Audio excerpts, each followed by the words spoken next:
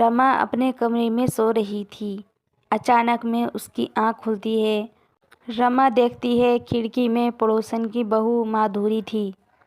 रमा उसको देखकर डर जाती है और मन में सोचती है, कमला की बहू माधुरी यहाँ क्या करेगी?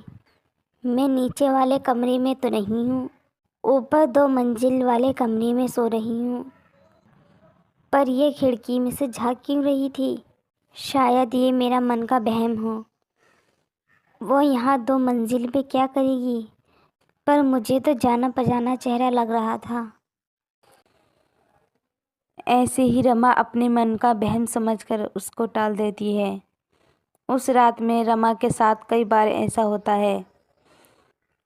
अगले दिन रमा कमला के पास चली जाती है। क्या हुआ रमा, आटा चावल ख़त्म हो गए क्या? अरे नहीं कमला बहन, ऐसा कुछ नहीं है।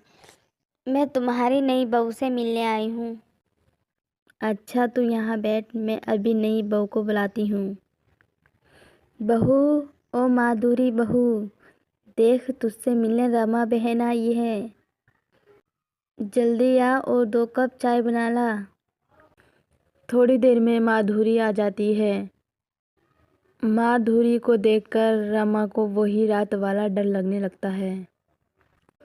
माधुरी की शादी को अभी 1 ही हफ्ता हुआ था। जब माधुरी दुल्हन बन के घर आई थी तभी रमा को अजीब सी लड़की लग रही थी। ये कैसी अजीब सी दुल्हन है?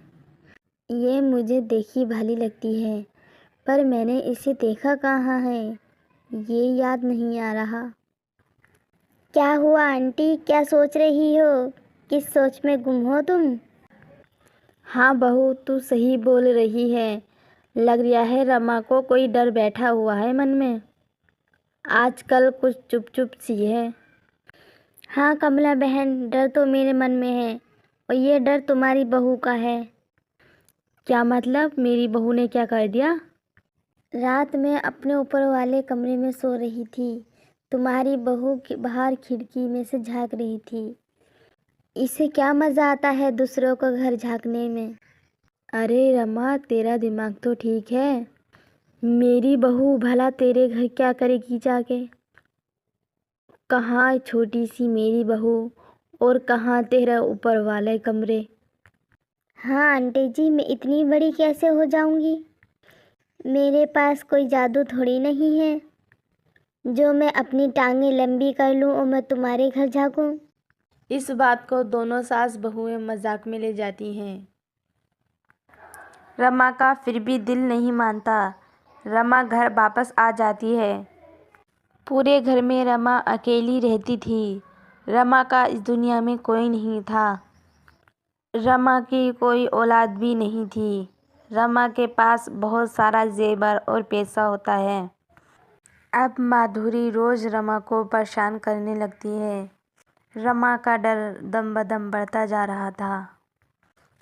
एक दिन रमा बाजार जा रही थी। रास्ते में 2 लोग बातें कर रहे थे। रमा उन दोनों की बात सुनने लगती है।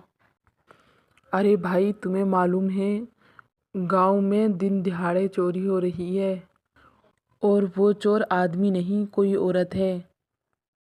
कभी किसी के घर नौकरानी बन के चली जाती है, कभी किसी के घर मांगने चली जाती है और पता नहीं कितनों के घर शादी करी और उसके घर चोरी करके आ गई। ज़्यादातर वो लड़कों को फंसा रही है और शादी कर रही है। हाँ भाई, ये खबर तो हमने भी बहुत सुनी है और ये खबर न्यूज़ पे बहुत आ रही है। पुलिस इस चोर का पीछा बहुत कर रही है पर उसे अभी तक किसी ने नहीं देखा। हमारे घर भी एक लड़की आई थी काम करने के लिए, पर मेरी घरवाली ने मना कर दिया। रमा उन दोनों आदमियों की बात सुनकर उसको याद आ जाता है।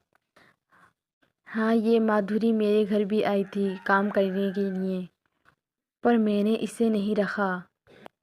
अब समझ आई ये देखी देखी क्यों लगती है।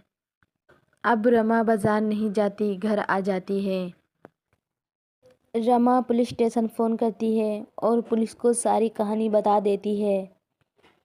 पुलिस के 2 आदमी भेष बदल कर आ जाते हैं और कमला की बहू पे नज़र रखते हैं।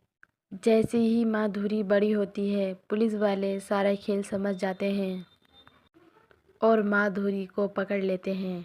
फिर रमा भी आ जाती है। ले जाओ इसको, इसने न जाने कितनों के घर बर्बाद किए हैं और कितनों के घर चोरी करी हैं इसने। अब माधुरी को उम्र कैद हो जाती है। माधुरी उस जेल में सड़ती रहती है। कमला रमा से बहुत खुश होती है और अब गांव में सब खुशी खुशी रहने लगते हैं।